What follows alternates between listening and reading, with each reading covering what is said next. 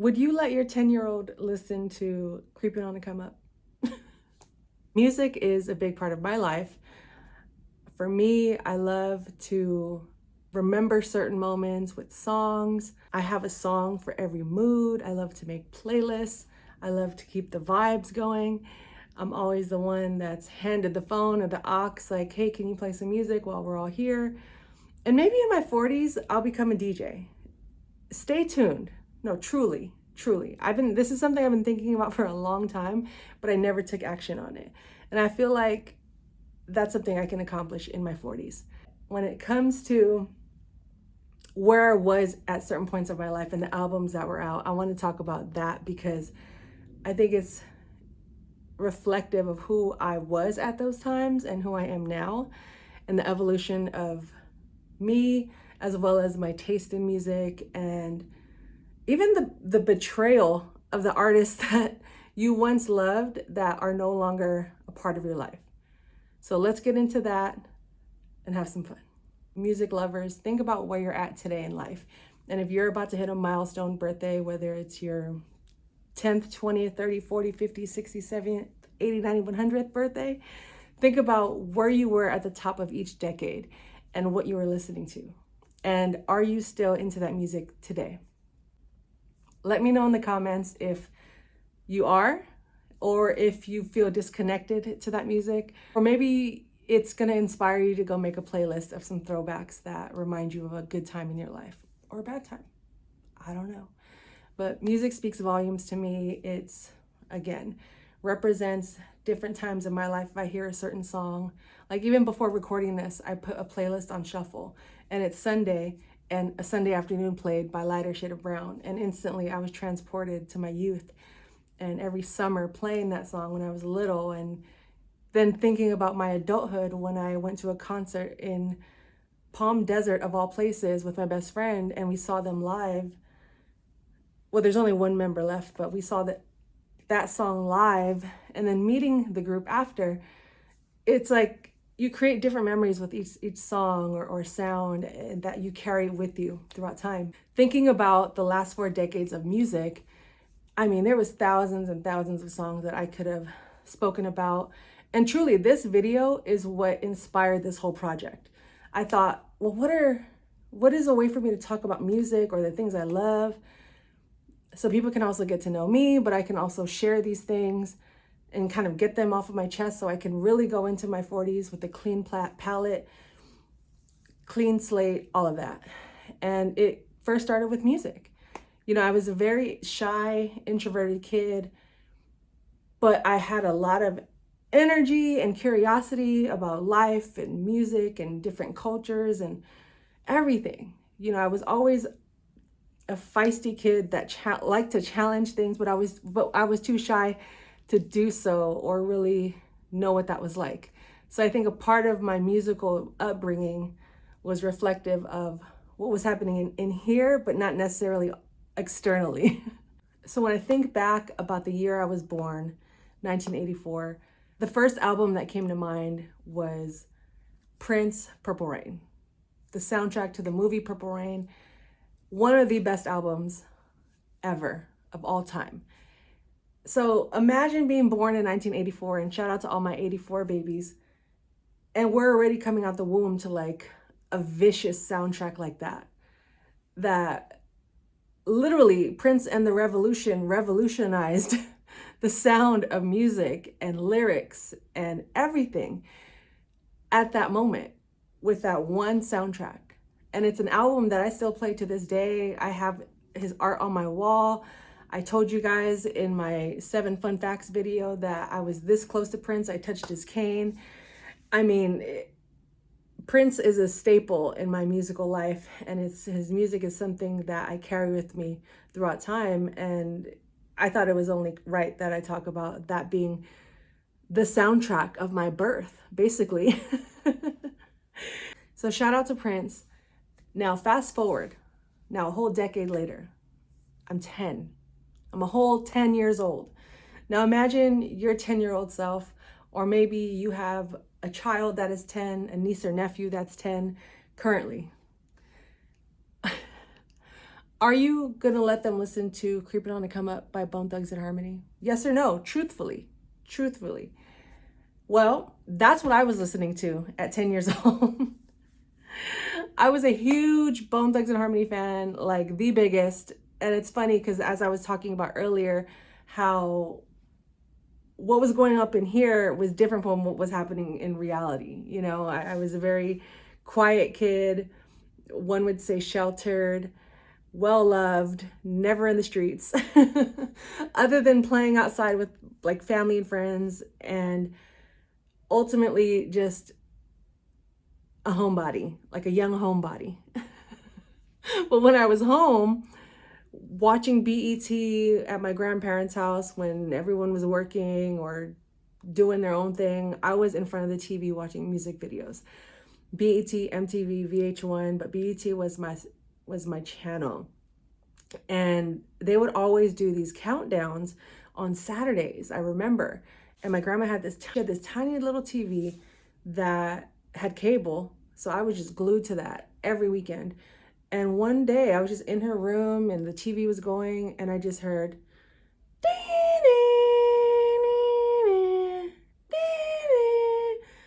and I was like, imagine little old me is like, what was that? What was that? And I'm just like looking at the TV, fixated at these dudes with afros and braids and Pendletons and Dickies and Ben Davis. I'm just like, whatever that is, whatever this sound, these people, whoever these people are, I want to be them. I want to be around them. I need everything that they have ever put out now, ASAP.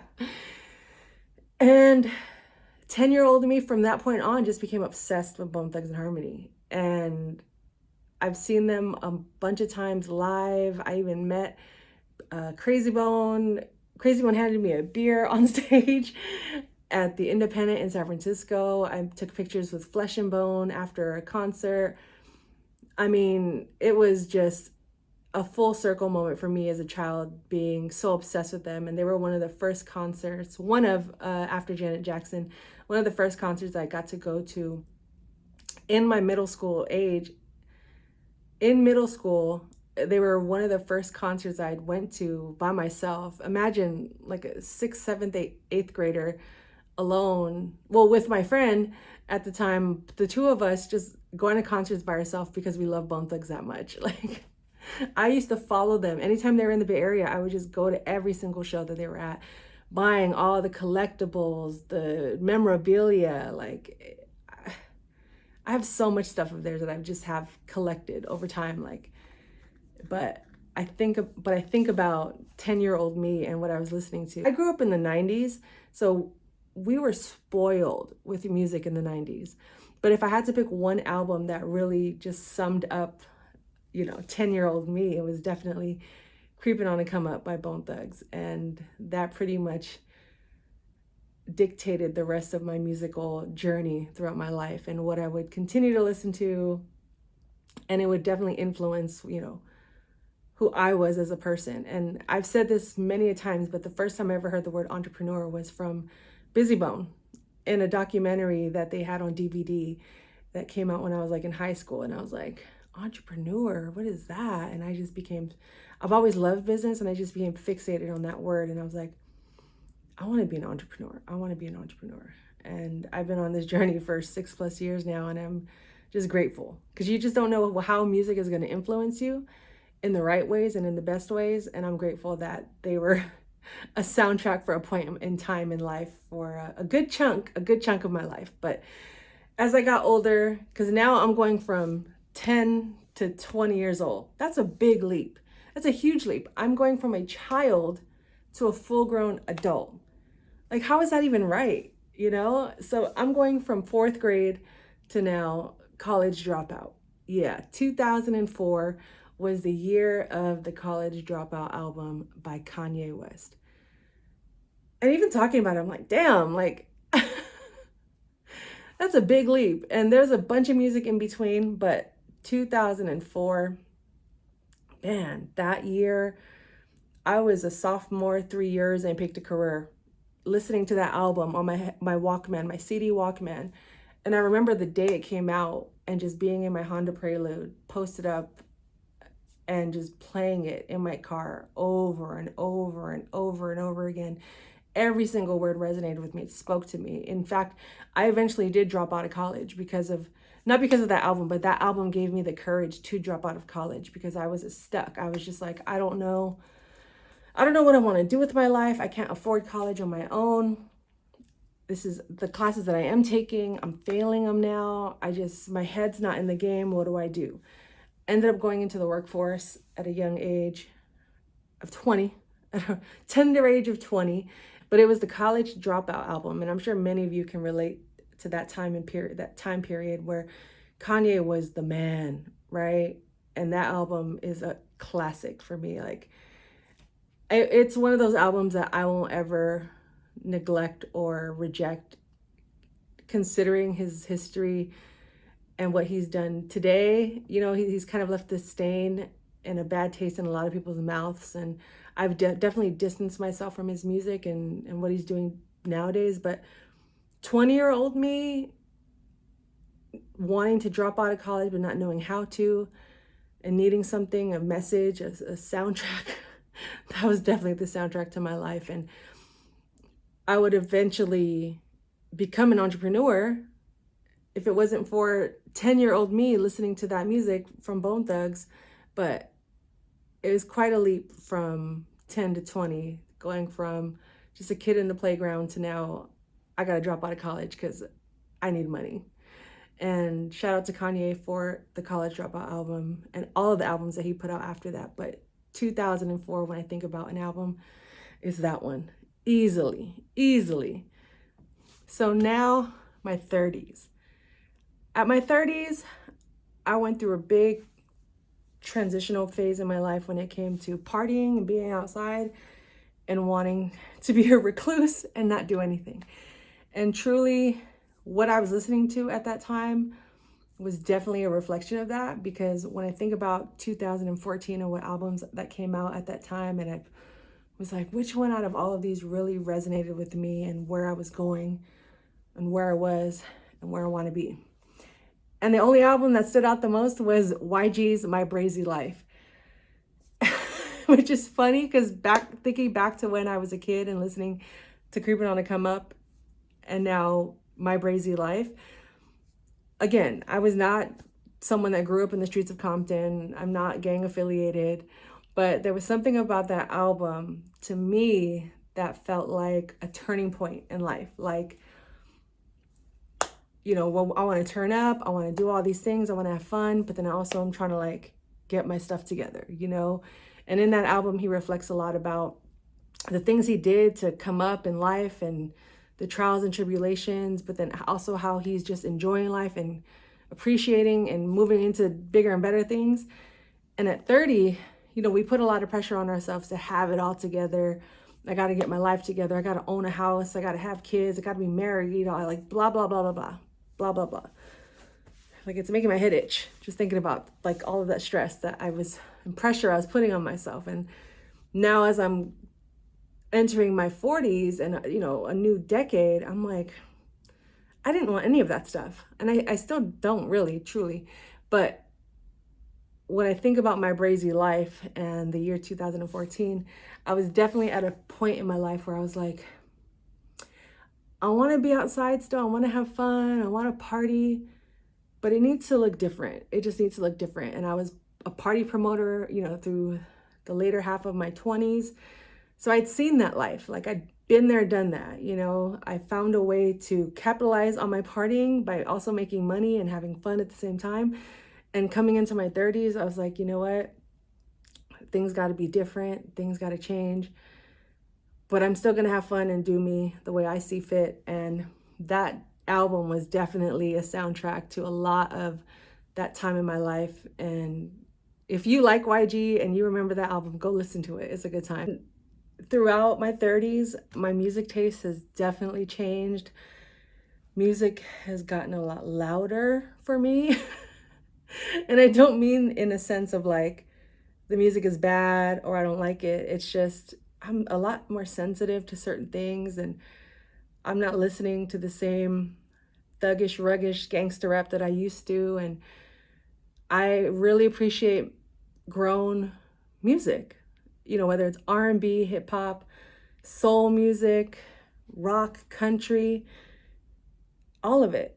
If the lyrical content is not reflective of where I'm at today, it's really hard to listen to. But I do have my moments where I just want to get ratchet and party, and you know, there's moments for that, but I'm not sitting here all day listening to that 24/7 like I used to.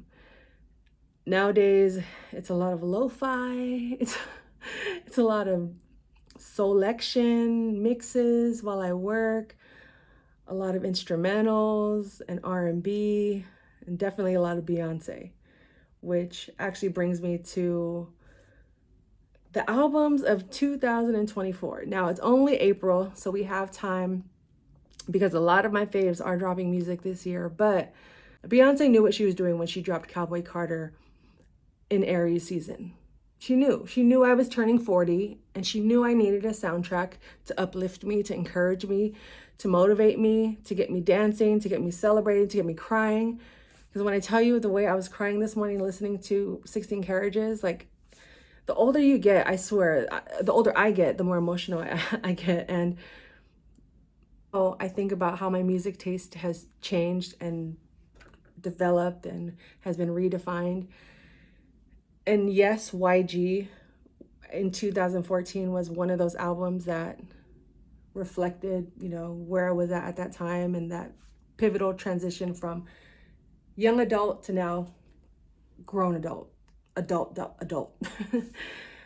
But what truly was the soundtrack and has been the person that has been now carrying my 30s, and now the person that is will carry me into my 40s as well, is Beyonce.